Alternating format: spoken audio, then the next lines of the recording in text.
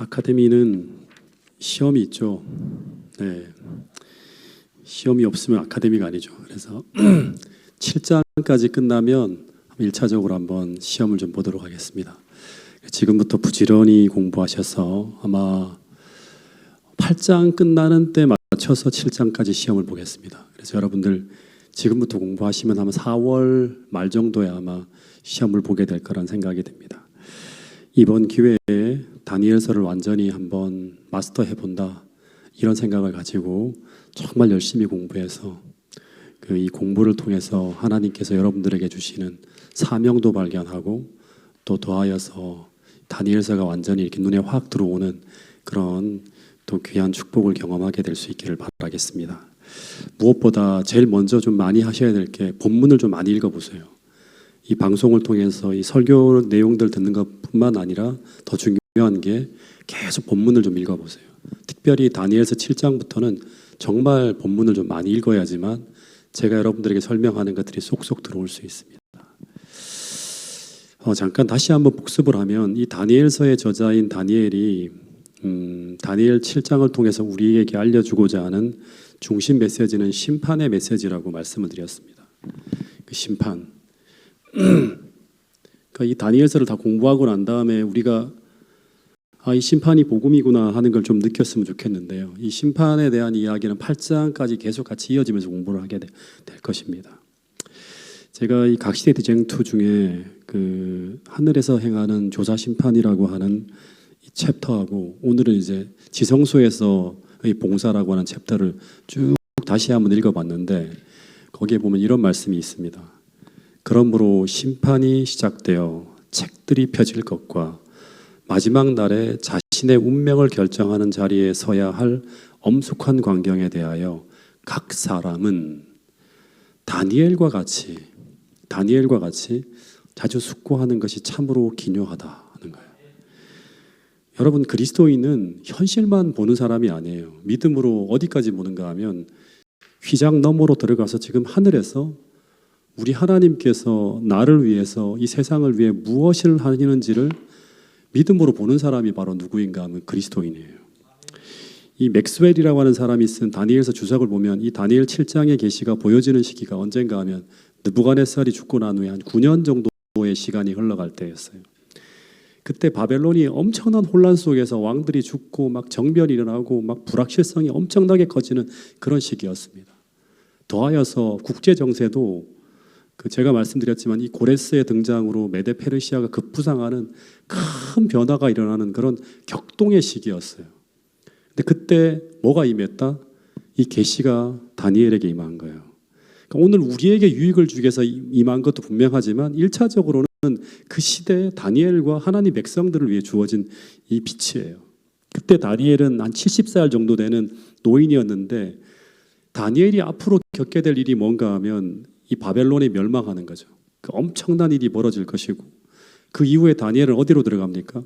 사자굴 속에 들어가는 시련을 당하게 돼요. 그런데 그 일이 벌어지기 전 하나님은 이 계시를 다니엘에게 먼저 주시는 거예요. 이 계시를 바라보면서 그는 앞으로 그에게 닥쳐올 모든 사건 속에서 믿음의 선택을 할 수 있는 힘이 주어집니다. 바벨론이 멸망하기 전에 그 분벽에 쓴 글씨를 해석해 주면 어떻게 된다? 셋째 치리자가 되게 해준다고 하는데 이게 강한 믿음을 통해서 바벨론이 반드시 멸망할 것이라고 하는 믿음이 있어야지만 그걸 거절할 수 있겠죠. 그리고 그 이후에 사자굴 사건이 탁 펼쳐질 때 그가 목숨을 걸고 기도의 자리를 떠나지 않은 일은 바로 뭔가 하면 이 휘장 너머에서 벌어지는 이 선과 악을 심판하시는 하나님이 계시다는 것을 그런 믿음으로 자주자주 다니엘과 같이 자주자주 심사숙고하는 그 믿음이 있었다고 하는 것입니다. 더하여서 이 다니엘 7장의 예언의 빛을 통해서 역사의 마지막까지 사단의 대리자로서 활동하게 될 그 제국으로 등장하는 그 짐승들이 결국 어떻게 심판되어지고 어떻게 멸망하게 되고 어떻게 성도들이 결국 나라를 얻게 된다고 하는 것을 다 본 거예요. 에녹이 봤고 노아가 봤고 모세가 보고 다 봤잖아. 이런 사람들이 하나님과 동행하잖아요. 우리도 이 예언의 빛을 통해서 그걸 보고 믿음으로 살아야 된다고 하는 것입니다. 다니엘은 끝까지 그 격동의 시간 속에서도 흔들리지 않고 주님과 동행하는 믿음의 삶을 살아갔던 것입니다. 다니엘 7장 1절부터 보면 이제 그 밤의 이상을 보는데 하늘에 네 바람이 큰 바다로 몰려 불더니 그 바다에서 짐승 넷이 차례차례 올라오는 것을 보았다고 합니다. 근데 세 짐승들은 다 묘사를 했는데 이 넷째 짐승은 묘사를 못해요. 왜냐 그러면 이 넷째 짐승은 이전의 모든 짐승과 다른 짐승이기 때문이에요. 근데 이 네 번째 짐승은 바로 그리스 다음으로 온 세상을 지배했던 대제국이었던 로마입니다. 근데 이 다니엘이 이 넷째 짐승의 머리를 보는데 그 머리에 뭐가 있었다? 열 뿔이 있었다고 합니다. 열 뿔이. 근데 이 열 뿔은 넷째 짐승의 머리에 있는 이 열 뿔은 바로 뭘 가리키는가 하면 이 로마가 게르만 민족의 대이동으로 인해서 나누어지고 분열하게 될 수많은 나라, 열국을 의미한다고 말씀을 드렸습니다. 근데 그 다음에 이 열 뿔을 유심히 보는데 그 열 뿔 사이에서 일어나는 또 하나의 뿔이 작게 일어나는 것을 보게 됩니다. 그러니까 이 뿔은 뭐냐 그러면 처음에는 작게 일어나는 뿔이었어요. 무엇보다 작게 일어나는 뿔인가 하면 먼저 있던 열 뿔보다 더 작은 힘을 가진 미미한 존재였다고 하는 것입니다. 그런데 이 작은 뿔이 먼저 있던 열 뿔 중에 세 뿔을 뿌리채 뽑았고 또 하나의 특징은 이 작은 뿔에는 사람의 눈 같은 눈이 있고 입이 있어서 큰 말을 하였다고 합니다. 근데 이것은 무엇을 말하고 있는 것인가 하면 이 작은 뿔은 시작은 작게 시작하지만 나중에는 사람의 눈과 같은 눈이 있다. 세상을 감독하고 입을 가지고 세상에 큰 말을 하는 엄청나게 큰 세력으로 변해간다고 하는 것을 의미하는 거예요. 근데 이 장면을 쭉 보고 있는데 갑자기 또 장면이 확 바뀝니다. 9절, 10절에 보면 갑자기 하늘에 하나님의 보좌가 딱 보이고 그리고 옛적부터 항상 계신 아버지 하나님이 그 보좌에 앉아 계시고 그 앞에는 천천만만의 천사들이 모여 있는데 그런데 책들이 펴놓였는데 근데 이 장면은 무슨 장면이다? 바로 심판을 베푸는 장면이라고 하는 거예요. 지난번 여기까지 우리가 공부했는데 이 장면은 뭐냐? 하늘 법정의 장면을 보여주는 거예요. 이걸 잠깐 내가 여러분들에게 오늘 끝까지 한번 쭉 풀어가고 계속 반복하면 여기 있는 교리들을 하나씩 우리가 공부를 해야 되는데요.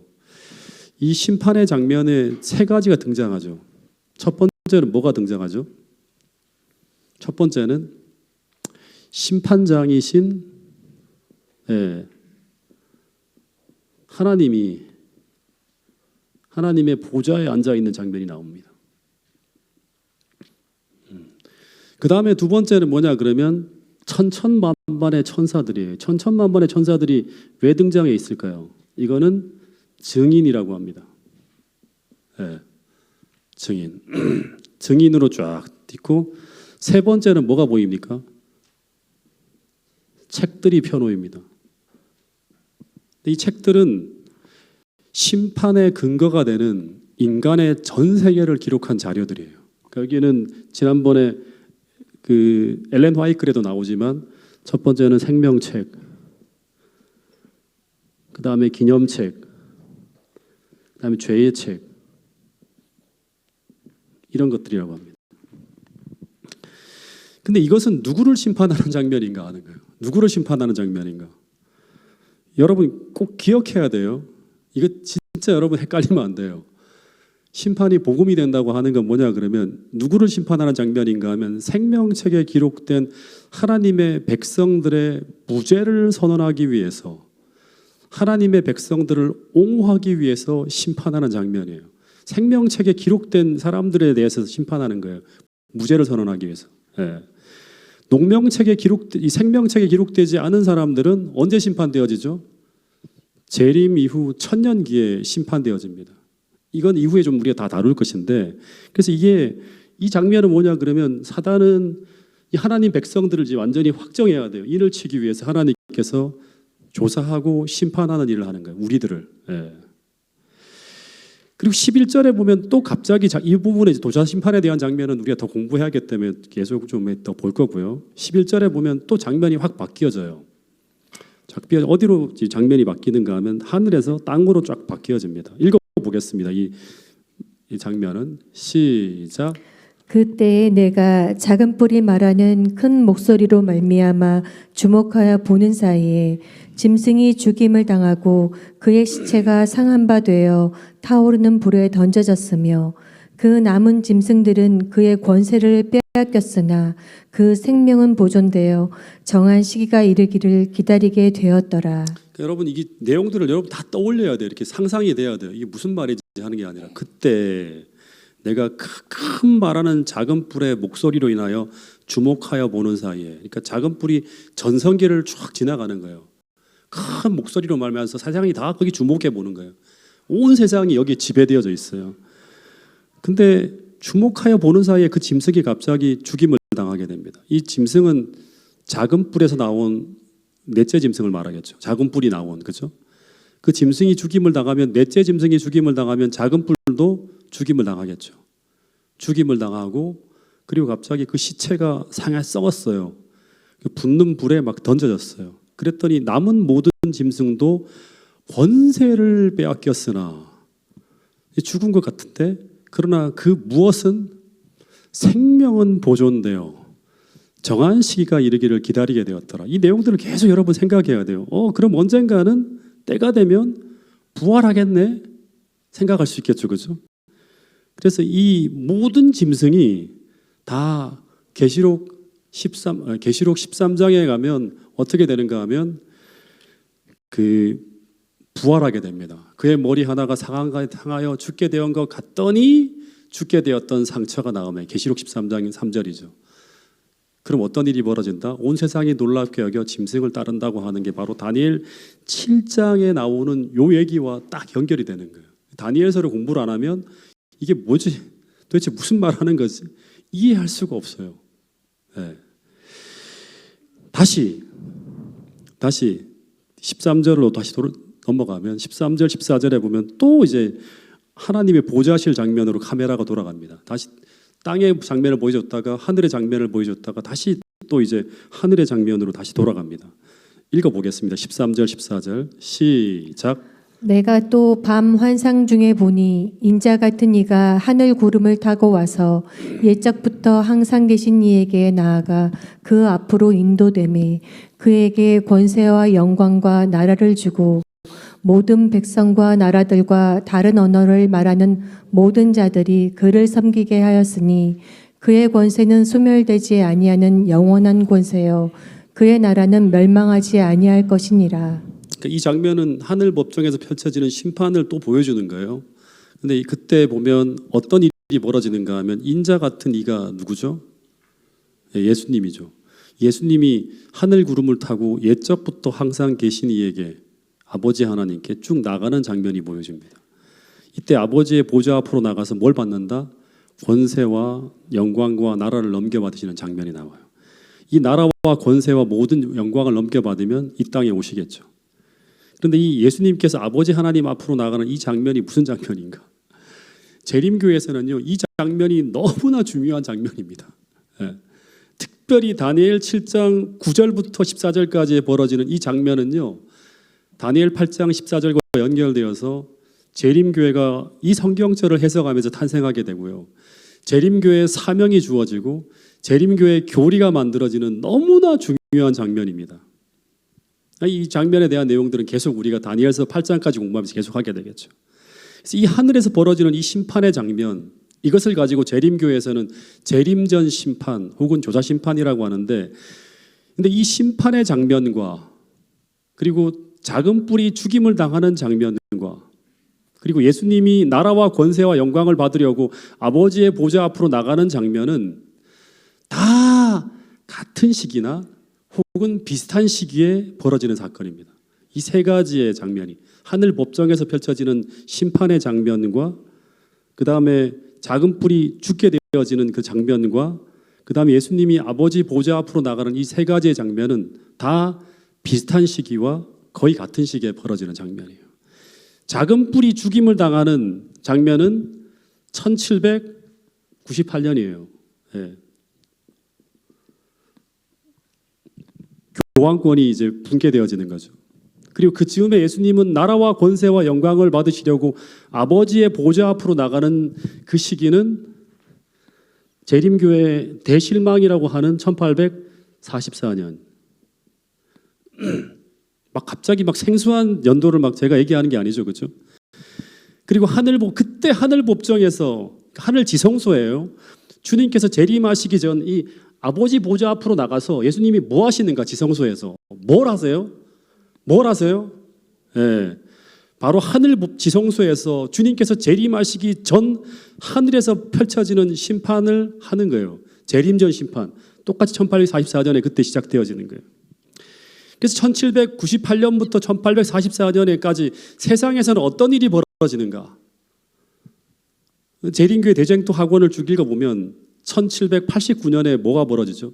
세계 역사에 굉장히 큰, 계시록 12장에서는 마치 11장에서는 지진이 벌어지는, 영적 대지진이 벌어지는 프랑스 혁명이 벌어집니다.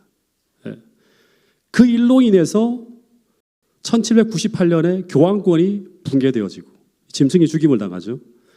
그런 격동의 시기에 미국에서는 1831년부터 교황권이 무너지면서 막 엄청나게 사람들이 성경을 해석하기 시작합니다. 뭐야? 하나님이 없는 거야?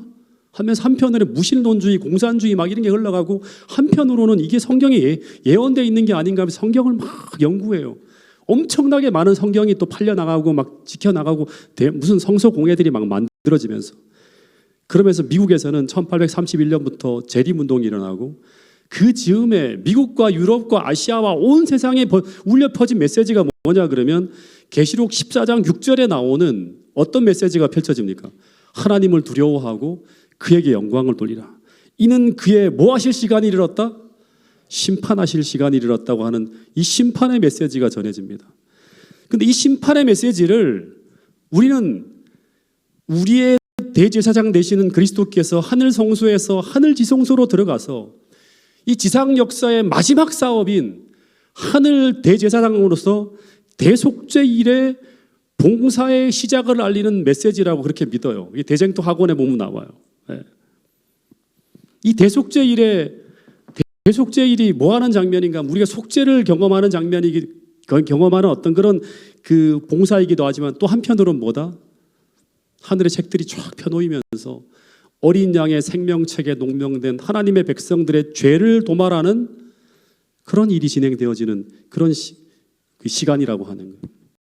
이 조사심판은 철저하게 생명책에 또 기록된 사람들, 하나님 백성들의 무죄를 선언하기 위한 거예요. 이 무죄를 선언한다는 건 뭐예요? 인을 치는 거예요. 인을 치는 거예요. 하나님 백성들을 확정하는 그 인을 치는 그러한 일이 진행되어지는 게 지금 하늘 지성소에서 벌어지고 있는 것이라고 하는 거예요. 여러분, 그래서 주님이 재림하시려면, 주님이 재림하시기 직전 우리를 하나님 백성으로 인치고 당신의 백성으로 확증하고 죄를 도말하기 위해서 우리의 무죄를 선언하는 이 심판은 반드시 있어야 돼요. 이게 있어야 되면 예수님이 이 땅에 재림하실 수 있는 거예요. 그리고 우리를 무죄 선고하는 것 동시에 어떤 일이 또 펼쳐진다? 이 장면을 쭉 보니까 동시에 하나님 백성들을 괴롭히고 핍박하는 이 박해하는 이 작은 뿔을 어떻게 한다? 심판하는 게 동시에 같이 펼쳐지는 거예요. 1798년에 펼쳐지고 마지막에 주님 재림하시기 전에 완전히 그 끝장내는 일이 또 벌어지는 거예요. 반복되어집니다, 이게. 그래서 다니엘 7장 22절부터 계속 보면요, 이제 이 얘기를 참 제가 오늘 또 읽으면 또 은혜가 되었는데요. 7장 22절에 보면 옛적부터 항상 계신 이가 와서 지극히 높으신 이의 성도들을 위하여 원한을 풀어주셨고 어떤 역분에는 신원하셨고라고 하는데, 이게 뭐냐 그러면 심판하신다고 하는 거예요. 원한을 풀어준다고 하는 건 심판하는 거예요. 원어를 보면 심판이 끝나면 어떤 일이 벌어지는가? 성도들이 나라를 얻는 거예요. 심판이 끝나면, 인이 쳐지면 그 다음에 뭐가 있는 거예요? 성도들이 나라를 얻는 게 있는 거예요. 똑같이 이게 한 3번 정도 반복이 돼요. 이런 장면이. 다니엘 7장 26절 27절에 보면, 그러나 심판이 시작되면 그는 권세를 빼앗기고, 누가? 작은 뿔이 권세를 빼앗겨요. 전 세계를 막 호령하던 그 권세를 다 잃어버려요. 심판이 시작되면. 심판은 악의 권세를 빼앗고 하나님의 성도들에게는 어떤 일을 한다? 나라를 얻게 하는 거예요. 의인들의 구원을 받는 일을 하기 위해서 어떤 일이 있어야 된다? 심판하는 일이 이루어진다고 하는 거예요. 이 심판은 무엇이다? 복음이에요. 복음. 예. 저 악의 세력이 아무리 큰 소리를 지르고 큰 영향력을 한다 하더라도 이 세상이 저 악의 세력의 뜻대로 흘러가지 않는다. 하나님이 반드시 심판하시고 하나님의 뜻을 이루시고 당신의 백성들에게 그 나라를 허락하실 것이라고 하는 복음의 메시지가 담겨 있는 게 바로 뭐다? 다니엘 7장의 그 이야기라고 하는 거예요. 이 메시지가 다니엘서를 통해 오늘 우리에게 외쳐지고 있다고 하는 사실을 기억할 수 있게 되기를 간절히 바라겠습니다. 그래서 이 다니엘이 이제 15절부터 이제 도대체 이 이상이 도대체 무엇을 말하는 것인지 이걸 알기 위해서 근심하고 번민했다고 하는 그런 이야기가 나옵니다. 15절부터 18절까지 한번 읽어보겠습니다. 시작. 나 다니엘이 중심에 근심하며 내 머릿속의 환상이 나를 번민하게 한지라. 내가 그 곁에 모셔선 자들 중 하나에게 나아가서 이 모든 일의 진상을 물으매 그가 내게 대답하여 그 일의 해석을 알려주며 이르되 그 내 짐승은 세상에 일어날 내 왕이라. 지극히 높으신 이의 성도들이 나라를 얻으리니 그 누림이 영원하고 영원하고 영원하리라. 그러니까 이 이야기가 무슨 이야기인가 하면 이 내 짐승이 굉장히 큰 능력으로 권세를 부리고 세상을 지배하며 두려운 존재로 세상에 쫙 나타난다고 하는 이야기가 계속 있었잖아요. 근데 그렇게 나타날 것이지만 그러나 결국엔 이 일의 결국을 보라고 하는 거예요. 이 큰 내 짐승은 세상에 일어날 것이지만 결국 짐승은 사라지고 그 뒤의 내용이 뭐예요? 오직 지극히 높으신 이의 성도들이 나라를 얻으리니 그 누림이 영원하고 영원하게 될 것이라고 하면서 하나님이 한번 말씀하고 있어요.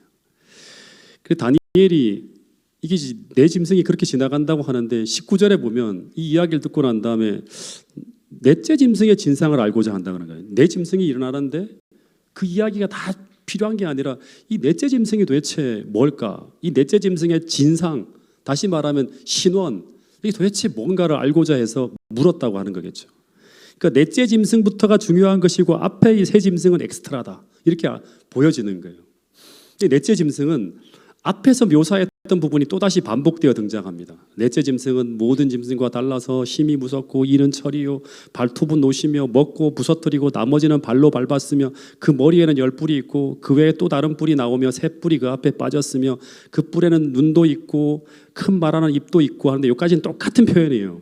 근데 두 가지가 더 붙여집니다. 두 번째 보여지는 이 해석에서는 그 뿔에는 그 다음에 여기 보면 두 가지 중에 하나는 뭐냐 그러면 이 작은 뿔은 그 모양이 동류보다 강하여 보인다. 다시 말하면 분열된 열나라보다 더 강한 권력을 가지고 있다. 이걸 먼저 설명해 주는 거예요. 또 하나가 덧붙여지는데 21절에 보면 여기서부터는 우리가 다니엘은 아마 주목해 봤을 거예요. 내가 본즉 이 뿔이 성도들과 더불어 싸워 이겼더니 하는 거예요. 그 전에 모든 나라들은 나라끼리 싸우잖아요. 정치적인 그런 어떤 일을 하는데 이 작은 뿔은 나라를 공격하는 게 아니라 이 작은 뿔은 이제 하나님 백성들을 공격하는 거예요. 핍박하는 거예요. 종교적인 특성이 나타나고 있습니다. 그런데 그럴지라도 22절 결국에는 옛적부터 항상 계신 이가 와서 지극히 높으신 이의 성도들을 위하여 신원하셨고 심판하셨고 때가 이름에 성도가 나라를 얻었다라는 표현이 등장합니다. 계속 반복해서 말씀드리지만 의도가 있어요. 중간중간 언제나 작은 뿔이 강한 힘과 능력으로 세상을 지배하는 듯이 막 흘러갈 때 그때마다 반복적으로 등장하는 장면과 구절이 무엇인가 하면 그 작은 뿔은 반드시 심판을 받게 되고 결국 하나님 백성들이 승리하고 나라를 얻게 된다고 하는 메시지를 계속 전하는 거예요. 예. 작은 뿔이 큰 말하는 이불을 받고 큰 소리로 외치자 갑자기 장면이 바뀌어서 어디로 간다? 하늘 법정으로 쫙 보여주는 거예요. 작은 뿔이 죽임을 당하는 장면이 나오는 거예요. 여기서도 작은 뿔이 성도들과 더불어 싸워 이겼더라고 하는데 그 다음 이야기가 뭐냐 그러면 옛적부터 항상 계신 이가 하나님 백성들을 위해 신원하셨고 심판하셨고 때가 이르면 어떻게 된다? 성도가 나라를 얻게 돼. 기억해야 하는 거예요. 그래서 계속 다니엘과 그 당시 하나님 백성들에게 그리고 오늘 우리에게 계속 무엇을 얘기하는가 하면 현재의 고통과 박해와 힘듦을 어떻게 알아? 이게 실제적으로 보이는 것처럼 바라보면서 믿음으로 이겨내라고 하는 거예요. 그러면 결국 최종적으로는 어떻게 된다? 성도가 나라를 얻게 된다고 하는 거예요.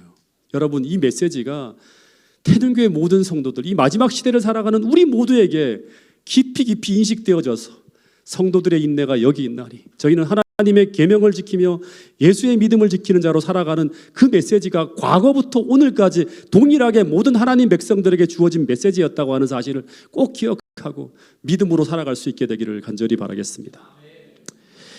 23절에 보면 이제 조금 더 구체적으로 나옵니다. 끝때까지 이야기인데요. 모신자가 이처럼 이르되 넷째 짐승은 곧 뭐다? 넷째 나라인데 더 분명하게 구체적으로 그 상징을 해석합니다. 그러니까 첫째, 둘째, 셋째, 넷째도 전부 다 뭐다? 나라예요. 나라. 이는 모든 나라보다 달라서 천하를 삼키고 전 세계를 다스리는 거죠. 발로 밟아 부서뜨릴 것이며 로마가 전 세계를 지배한다고 하는 거예요. 그 짐승에서 일어나는 열불은 이 나라에서 일어날 열왕이요, 열불은 열나라를 의미하는 거예요.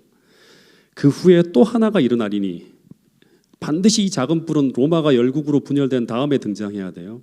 그리고 먼저 있던 자들과 이 작은 뿔은 다르고 새 왕을 복종시킬 것이며, 여기까지는 다 같은 이야기가 반복됐어요. 앞에 이야기가 또 다른 특징이 나옵니다. 25절, 그가 장차 말로 지극히 높으신 자를 대적할 것이며, 하나님을 대적하네요. 지극히 높으신 자, 때와 법을 변개코자 할 것이며, 이런 일도 한대요. 그리고 박해 기간이 나오는데 그 기간은 성도들이 한 때와 두 때와 반 때를 지나가게 된다고 합니다. 그러자 성도들이 핍박하는 이야기가 나오면 반드시 또 뭐가 나온다? 패턴으로 26절. 또다시 하나님 백성들의 박해 기간이 나오자 그 다음에 심판이 시작된 즉 그는 권세를 빼앗기고 1260년 동안 그 엄청난 기간 동안 핍박을 하던 그런 어떤 엄청난 세력이 권세를 빼앗기고 어떻게 된다? 끝까지 멸망할 것이다. 끝까지 멸망할 것이라고 하는 거예요. 그리고 나라와 권세와 온 천하 열국의 위세가 지극히 높으신 이의 성민에게 붙임받으리니 그의 나라는 영원한 나라요 모든 권세 있는 자가 다 그를 섬겨 복종하리라 하면서 이제 말이 그친지라 하면서 딱 이제 7장이 끝이 납니다. 그러니까 여기서 우리가 기억해야 될 것은 뭔가 하면 작은 뿔이 권세를 빼앗기고 완전히 멸망되어지는 그 과정이 시작되어지는 시점은 바로 뭐냐 그러면 심판이에요. 심판.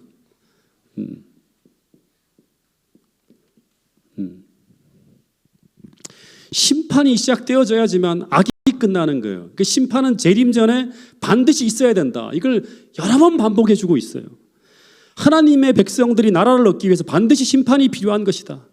진리를 가진 백성들이 고난받고 박해받고 마치 하나님 앞에 버림받은 존재처럼 보이지만 누가 진리를 가지고 있는지, 누가 진짜 의로운 존재인지 그 모든 베일에 가려진 것들이 확실하게 보여지기 위해서 무엇이 필요하다? 심판이 필요한 거예요.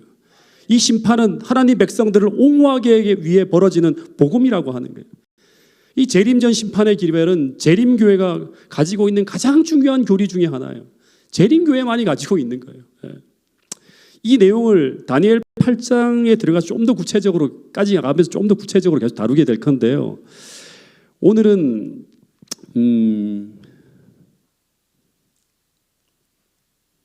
이 작은 뿔의 신원에 대해서 몇 가지만 좀 공부하고요. 그리고 오늘 조금 끝내도록 하겠습니다. 여기 보면 세 번씩이나 반복적이고 반복되면서 뭘 얘기하는가 하면 이 작은 뿔의 신원과 이 작은 뿔의 특징과 그리고 이 작은 뿔이 심판받을 것이라고 하는 걸 설명을 계속하고 있잖아요. 그죠? 작은 뿔이 신원과 특징과 무엇을 하게 되는지 그리고 이 작은 뿔이 심판받을 것이라고 하는 건 쭉 설명하고 있는데 이 작은 뿔은 무엇을 말하는 것일까? 이 작은 뿔에 대한 해석은요. 아마 최초로 나온 해석, 아마 당시 시대 사람들은 다니엘 시대를 지나가면서 뭐 로마나 이런 게 어떻게 생길지 모르잖아요. 그런데 이 첫 번째 짐승인 바벨론이 이제 멸망하고 두 번째는 메데 페르시아가 멸망하고 세 번째는 그리스까지 지나갔어요. 그 다음에 네 번째 등장하는 게 괴물이잖아요. 근데 이 네 번째 등장하는 괴물이 알렉산더 다음에 네 번째 등장하는 괴물이 뭐냐 그러면 당시에 그 셀리쿠스 왕조의 한 왕이었어요. 이 왕에 대한 이야기는 다니엘 8장에도 설명할 텐데 안티오쿠스 에피파네스 4세인데 안티오쿠스 이제 4세 에피파네스라고 하는 존재인데 이 사람들이 유대인들을 엄청나게 괴롭혔던 그런 왕이었어요. 상상할 수 없을 정도로 성소를 유린하고 8장에 보면 성소를 유린하고 그 다음에 이제 그 진리를 짓밟고 하는 그런 일이 벌어지잖아요. 하나님 어느 때까지 이런 것들을 하나님 우리가 침묵하고 계십니까라고 했더니 2300주야까지 이런 설명이 쭉 되잖아요. 그래서 당시에 이 작은 뿔이 바로 이 안티오쿠스 4세 에피파네스라고 이렇게 해석하는 사람들이 많아요. 이런 해석을 내놓은 최초의 사람이 스페인 출신의 예수의 신부였던 알카지라라고 하는 사람인데 이걸 가지고 이렇게 해석하는 걸 가지고 과거주의 해석이라고 합니다. 두 번째, 이 작은 뿔에 대한 또 어떤 해석이 있는가 하면 이제 미래주의자들 같은 경우는 이 작은 뿔이 미래 이스라엘에서 일어나서 유대인들을 박해할 적그리스도라고 해석하기도 해요. 미래에 벌어질 거야. 오늘 우리하고 상관없어. 이렇게 해석하는 사람들이 또 많고요. 세 번째, 오늘날 대부분의 개신교인들은 이 작은 뿔의 정체를 뭐라고 해석하는지 아세요? 옛날에 제가 일요일교회 어떤 방송에서 도대체 다니엘서를 이 사람들은 어떻게 해석할까 하고 봤는데 대부분의 개신교에서는 어떻게 해석하는 줄 아세요? 로마의 네로 황제라고 봅니다. 예.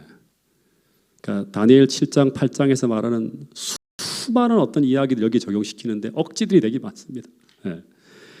근데 역사주의자들, 재림교회를 포함한 역사주의자들은 이 작은 뿔을 뭐라 본다?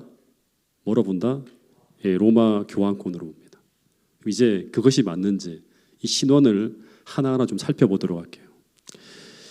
이 작은 뿔의 신원을 확인하는 세 가지를 먼저 우리가 봐야 되는데 첫 번째는 뭐냐 그러면 이 작은 뿔이 일어나는 시점과 장소와 그가 등장하는 방법을 어떻게 말하고 있는가 하면 첫 번째는 뭐냐 그러면 지금부터 하는 얘기들을 여러분 나중에 가르쳐야 돼요. 예. 처음에 첫 번째는 뭐냐 그러면 넷째 짐승에서 등장한다. 그러니까 로마 제국에서 등장하는 것이 바로 작은 뿔이에요. 그러니까 나머지는 다 빼야 돼요. 그러니까 네로도 포함될 수 있고 안티오쿠스 에피파네스 4세는 나중에 이제 여기 탈락되겠죠. 10뿔 뭐 이렇게 분열되어지는 얘기를 하면. 두 번째는 넷째 짐승에서 10뿔이 등장한 후에 가만히 보니까 제가 계속 본문을 반복적으로 이야기한 이유가 바로 이거예요. 넷째 짐승을 가만히 들여다보는데 10뿔이 등장하고 난 이후에 어떻게 된다? 소리 없이 작은 뿔이 쫙 올라오는 거예요. 작은 뿔로 시작해서 점점 커져서 큰 말을 하는 그런 존재로 바뀌어야 돼요. 예. 그러니까 첫 번째 등장하는 장소는 로마 제국에 시작되어져야 되고 시점은 서로마 제국이 게르만 민족의 대이동으로 10뿔로 분열되어지고 난 이후에 열국으로 분열되어지고 난 이후에 등장해야 돼요. 세 번째는 이 작은 뿔은 처음에는 작게 소리 없이 시작해서 점점 커져야 됩니다. 이러한 관점을 가지고 이제 이 로마 교황권이 어떻게 시작되었는지를 한번 살펴보면 서로마 제국이 멸망하기 전에 기독교의 5개 주요 교회들이 있었어요. 큰 교회들이죠. 서쪽에는 로마 교회가 굉장히 큰 교회로 있고요. 그 다음에 이집트에는 아주 유명한 도시가 있잖아요. 알렉산드리아라고 하는 굉장히 큰 교구. 거기에 교회가 굉장히 영향력 있는 어떤 그런 교회. 거기는 뭐 수많은 학자들이 다 나오죠.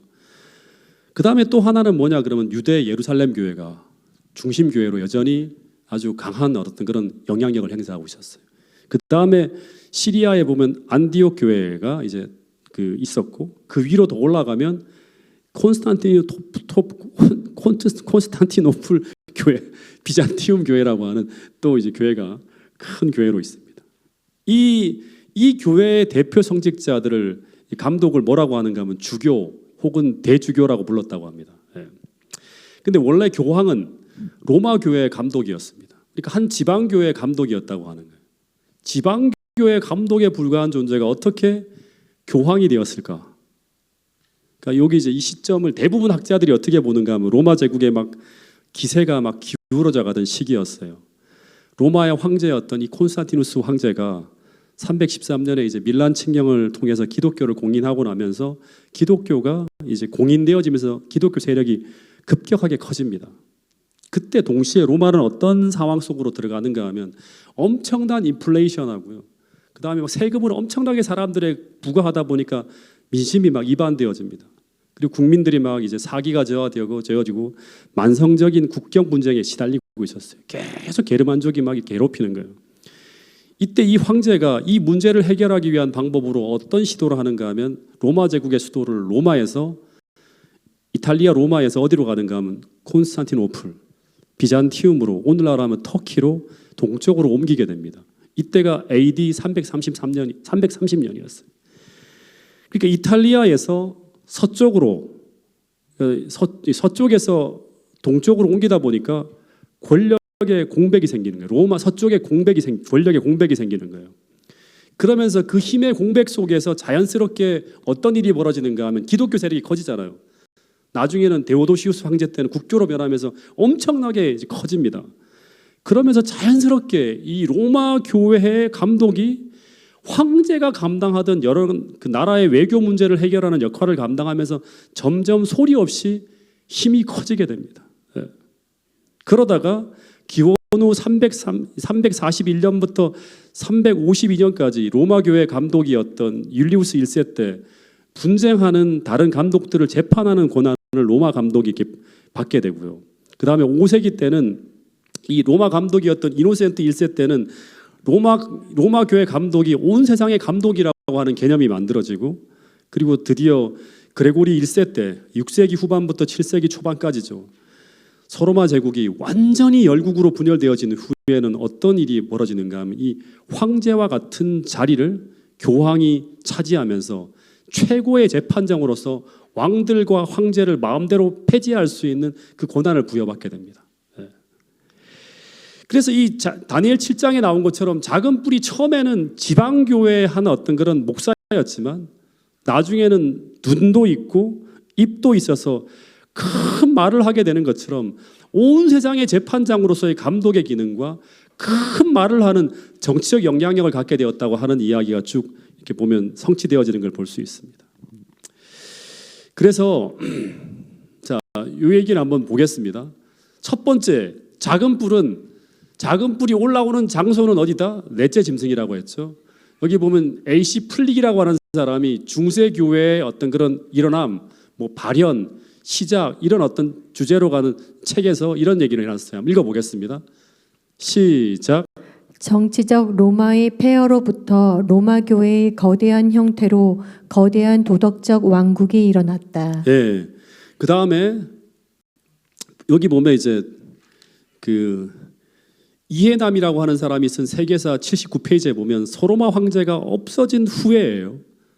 서로마의 황제가 없어진 후에 로마 사람들은 교회를 중심으로 하는 정치 조직을 유일한 국가의 조직으로 알고 로마 주교를 전 카톨릭 교회의 교황으로 섬기게 되었으며, 또 사실상 이 교황 레오라고 하는 사람은 그 외교력으로 말미암아 뭐 훈족의 아틸라가 로마 침입을 했을 때 그걸 막아내고, 그 다음에 롬바르도족에 침입되는 이 그레고리라고 하는 사람이 막으면서 로마의 황제 역할을 이제 이 교황이 다 합니다. 교회의 어떤 감독이 그런 일을 하면서 이제 이 로마 교황을 중심으로 하는 어떤 그런 이런 이제 그 시대가 펼쳐지는 거예요. 그러니까 두 가지, 첫 번째는 서로마 황제가 없어진 후에, 그 다음에 서로마 제국에서, 그 다음에 소리 없이 강한 모습으로, 이 세 가지의 모든 특징이 다 로마 교황과 작은 뿔과 비교했을 때 일치가 되어지는 걸 볼 수 있습니다. 몇 가지만 좀 더 할게요. 또 하나는 뭐냐 그러면 작은 뿔의 신원 중에 또 하나가 뭐냐 그러면 동류와 다르다고 하는 거예요. 여러분, 이 작은 뿔과 열 뿔은 다르죠.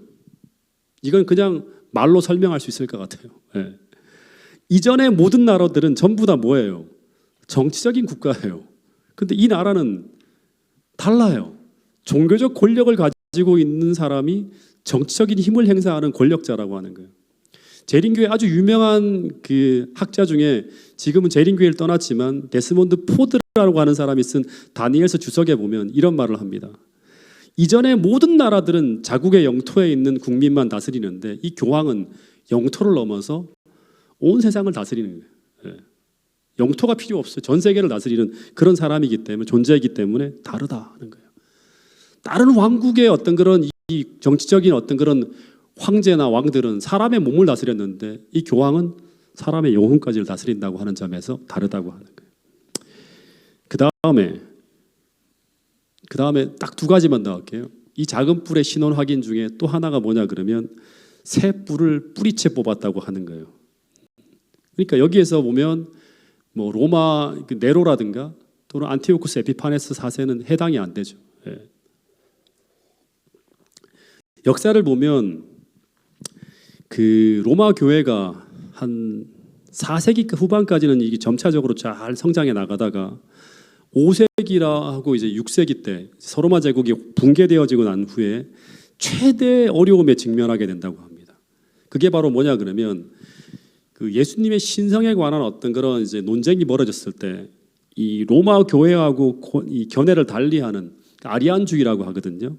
아리우스 장로가 설명하는 그런 어떤 이 이론, 그 교리를 따라가는 게르만 부족 중에 몇 국가가 존재하게 됩니다. 그러면서 그게 워낙 강한 어떤 세력이기 때문에 로마 교회의 존재와 권위가 거기에 막혀갖고 크게 흔들리게 됩니다. 이 아리안주의라고 하는 건 뭐냐 그러면 이제 아리우스 장로하고 아다네아시우스 장로 두 사람이 이제 예수님의 신성을 어떻게 볼 것인가를 놓고 막 예수님의 본성을 놓고 어떤 존재인가를 놓고 크게 논쟁을 벌여요. 근데 이 아리우스 장로는 뭐라고 하는가 하면 오늘날 그 무슨 교회죠?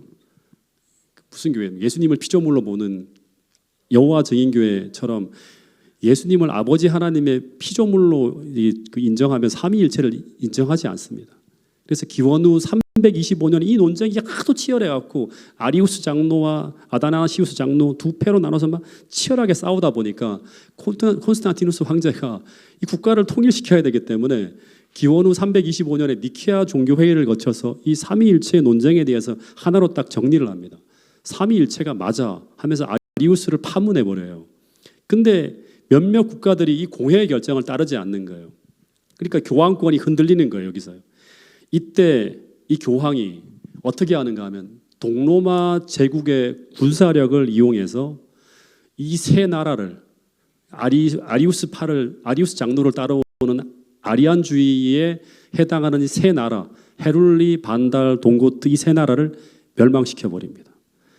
그러니까 동로마라고 하는 나라에는 이제 황제가 그쪽에 있었잖아요.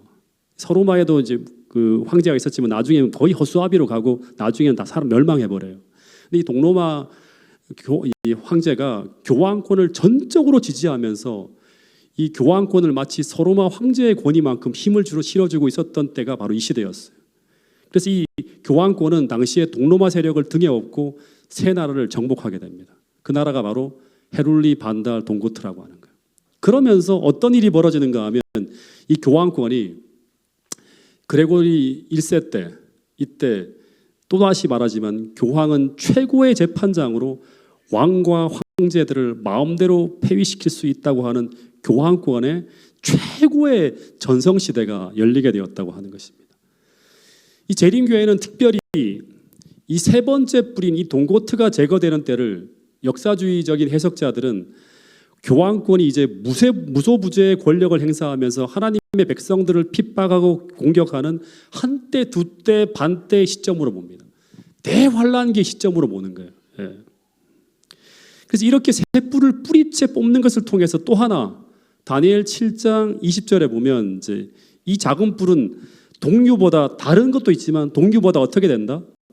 더 강하다고 하는 특징이 설명되는 거예요. 동류보다 다르다고 있는데 이제 동류보다 또 강하다고 하는 특징이 설명되어지는 거예요.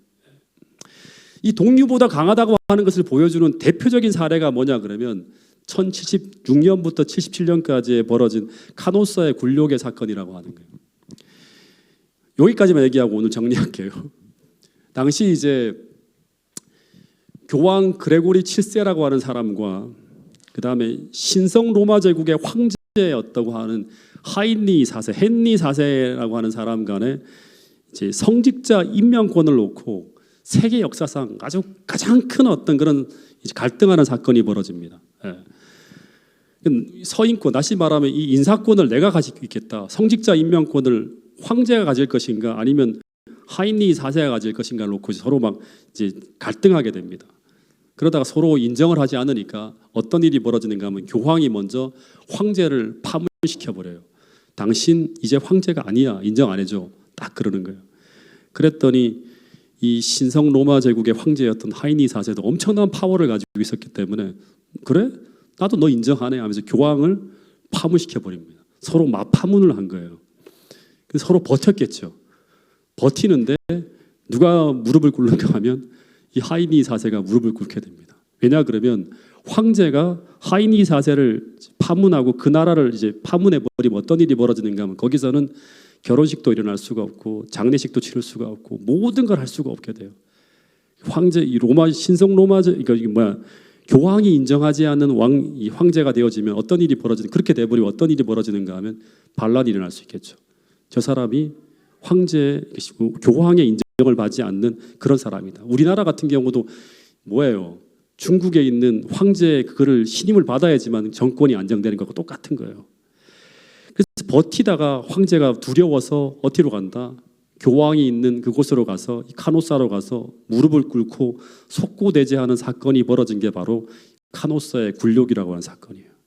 이 사건으로 말미암아 정말 교황은 아무도 건들 수 없는 지상의 하나님처럼 나타나게 되고 그러면서 하나님의 백성들에게는 어떤 시대가 열리는가 하면 그 전부터 시작이 이때는 거의 흘러가는 거죠. 암흑기가 흘러가는 거예요. 암흑기. 중세 암흑기 시대가 흘러가는 거예요. 이 한때 두때 반때 기간을 성경에서 뭐라고 하는가 하면 환란이라고 해요. 그냥 환란도 아니고 어떤 환란이다? 대환란의 시기라고 합니다. 중세 암흑기라고 하기도 하고 하나님 백성들에게는 대환란기예요. 이때는 하나님을 믿는 신앙의 믿음으로 양심대로 살 수가 없는 거예요. 이 시대에 수많은 하나님 백성들이 어디로 간다? 산속으로 광야로 들어가서 믿음을 지켜내면서 보부상으로 또는 어떤 그런 이 산골짜기 속에서 진리를 계속 양심대로 지키기 위해서 살아가던 그 시대 하나님은 광야의 그 교회를 이끌었다고 하는 그런 이제 이야기들이 계시록에 나오는 걸 보게 됩니다.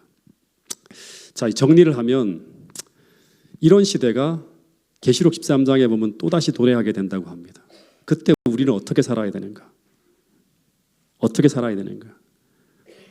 또다시 말하지만 다니엘서 7장은 오늘 우리에게 무엇을 말해주고 있는가 하면 이런 수많은 어려움들이 지나가는 이 시대에 하나님의 백성들은 예언을 통해서 그 시대에 하나님께서 하늘에서 무엇을 하고 계신가를 우리는 봐야 된다고 하는 거예요. 다니엘 7장에서 하늘 성소에서 벌어지는 그 심판의 장면을 다니엘처럼 믿음으로 바라봐야 된다고 하는 거예요. 이것을 가지고 재림교회에서는 뭐라고 하는가 하면 믿음으로 예수님과 함께 하늘 지성소로 들어가서 당시 백성들은 하늘 성소로 들어가서 예수님께서 그 하나님께서 당신의 백성들을 위해서 무엇을 하고 계신지를 믿음으로 바라보고 이 지상에서도 주님과 동행하는 믿음으로 살아가는 것이라고 하는 거예요. 이 예언을 살펴보는 것은 너무나 중요한 것입니다. 우리 태능교회 모든 성도들이 다니엘서와 계시록을 통해서 격동의 시대 하나님께서 어떻게 당신의 백성들을 이끌고 있는지를 자세하게 살펴봄으로 말미암아 그 믿음으로 정확한 믿음을 가지고 이 시대에 흔들리지 않는 그러한 어떤 삶을 살아가실 수 있는 태능교회 모든 성도들이 될 수 있기를 간절히 바라면서 이 다음의 내용은 다음 시간에 또 다루도록 하겠습니다.